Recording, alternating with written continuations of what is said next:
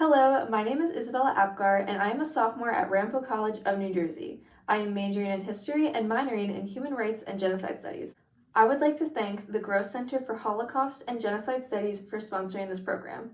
The video you are watching is part of a virtual film festival produced as a final project in Dr. Jacob Lebenz's Holocaust and Media course. The film I am presenting is The Cremator, premiered in 1969. It is a Czechoslovakia film directed by Uri Hers. The Cremator was Hers's breakthrough film. It was actually based on a novel written by Ladislav Fuchs, published in 1967, 3 years before the film was released. The studio that released The Cremator was Barrandov Studios. It was established in 1931, its headquarters are located in Prague, and is actually the largest film studio in the country. It stars Rudolf Brzezinski as Karol Kovrinkinel, who is the main character, Vlasta Kromastova as Lakme, who is his wife, Hanna Stanova as Zina, the daughter, and Milos Vognik as Mili, the son. I highly encourage you to watch the trailer for the film, which is located onto our website. The links for purchasing and streaming it is also located on the website. Next, I'm going to go into the several themes that the Cremator has. The first one being the rise of Nazism and its infiltration into Czech society and culture, specifically during World War II. This is when many Czech civilians started to adopt Nazi ideology, which is seen through the main character. It is first seen when the main character buys a portrait from a store of Adolf Hitler because he has a noble face. He then starts to part his hair in a similar fashion. He then goes into a manic speech one day, which leaves all of his friends and wife in disbelief and anger. Only the people who are also Nazis are the ones cheering for him and then start to salute. The theme of Nazi ideology parallels with the theme of Buddhism. In the film, Kovrinkinel starts to have Buddhist visions of all liberating and saving the souls of the victims, which he turns out to do because all of his victims in the end turn out to be Jewish. It also ties to the Socialist Party. That is because Kovrinkinel is middle class, yet all of his victims turn out to be the working class. And all of the names have to do with animals, for example, lamb, hare, and fox. Another theme is death, which is in the entire movie. There is also the female personification of death who appears in many scenes, such as the painting store, the wax museum, and the end where she watched Kovrinkinel drive off. Another theme is juxtaposition. For example, the first shot of the film has Kovrinkinel, his wife, son, and daughter at a zoo. Kovrinkinel gives a speech about how much he cares for his family and loves him, yet throughout the entire movie, he is the one that is trying to murder them. His speech pairs with the shots of the leopard prancing around his cage and stalking, and also does close-ups of his Hitler-styled hair. Another theme of the film is humor. The movie is classified as a dark comedy, although I personally didn't really find many of the scenes funny or comedic. There are certain jokes that are placed in there that are meant to try to lighten the horror of the film, but personally they went over my head a little. One of the last themes is liberation. As stated before, Kovrinkinel really truly believes that by killing these people and cremating them, he is liberating their souls, which connects to Nazi ideology and Buddhist ideology. While The Cremator is fiction, and it definitely is psychological horror with a lot of fantasy elements, its main theme is to try and show that this kind of ideology can happen anywhere, everywhere. It is meant to scare people into thinking that anyone can be like this, especially someone that you know. Because of that, we can watch the film now and still have the same connection to it as we did in 1969. We are able to connect it and relate it to present events that are occurring at this very second. The Cremator differs from other Holocaust films in cinema because it is a psychological horror/comedy film.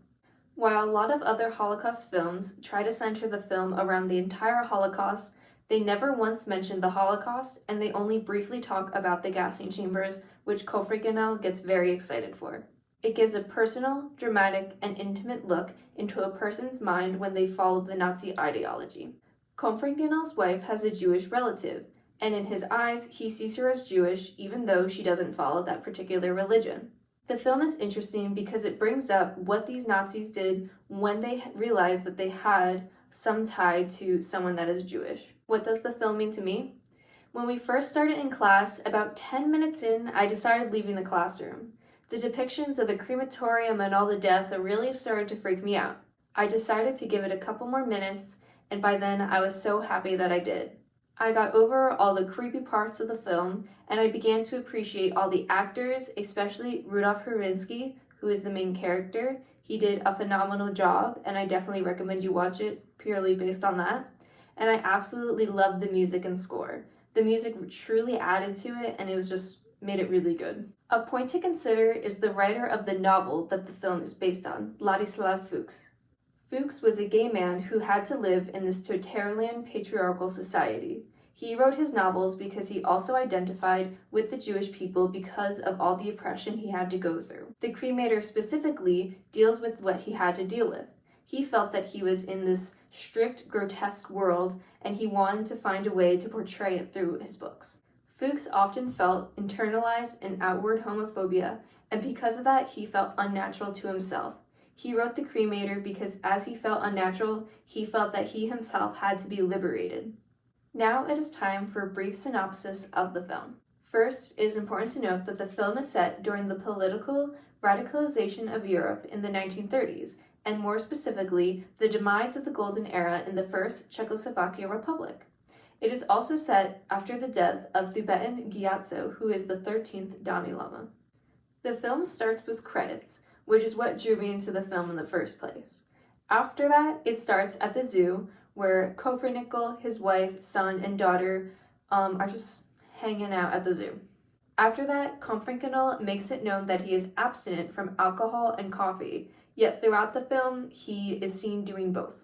Kopernickel then delivers a speech about how important cremation is, and it's beginning to show how much he actually loves his job. He then reads a book by A Tibetan Mysticism by David Neal, and he often then quotes from this book before he commits his murders. At a gathering, Kopernickel is introduced to the Nazi Party by Renke, who is a former soldier who fought with him in World War I. It is important to note that throughout the film, Kopernickel does go to brothels and smokes and drinks despite claiming that he is abstinent in the beginning of the film.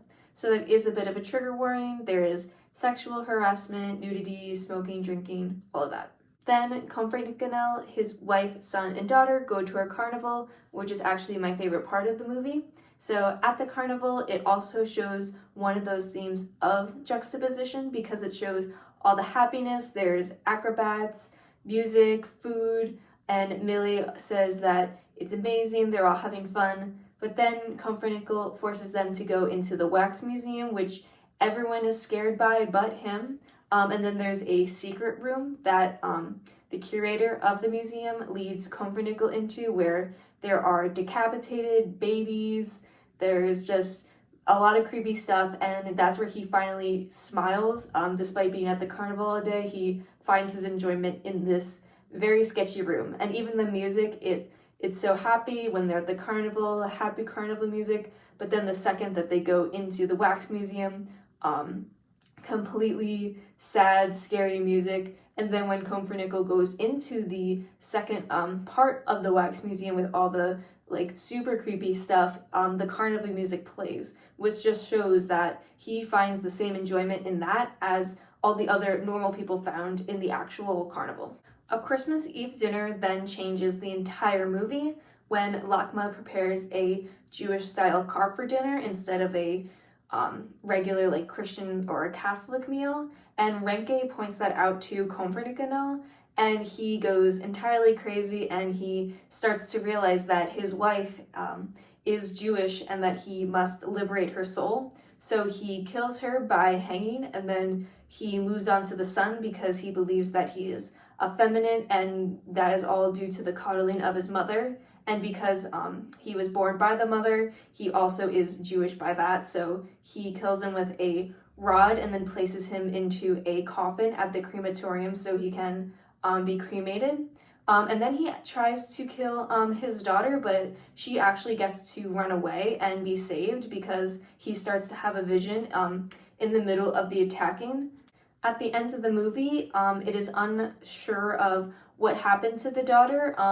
We do know that Lakma and the son are dead for sure, but the ambiguity of the daughter is kind of left in the open. And the last scene is Kopernickel driving in a car. He's driving away with a thought of gas chambers on his mind because since he loves cremating people, he thinks gas chambers are like this great idea because at his crematorium he can only do one at a time, but this time he can do mass amounts of people. He can liberate all these souls, so he just drives off with, again, the female reincarnation of death behind him, just looking at him drive away. Again, I just want to say that I definitely recommend that you watch the film, but be aware that there is depictions of crematoriums, cremating, sexual harassment, all of that, so just know that going in. I also like to pose the question of, since the Cremator is very artistic and it's an artistic film, and it does have many layers rather than just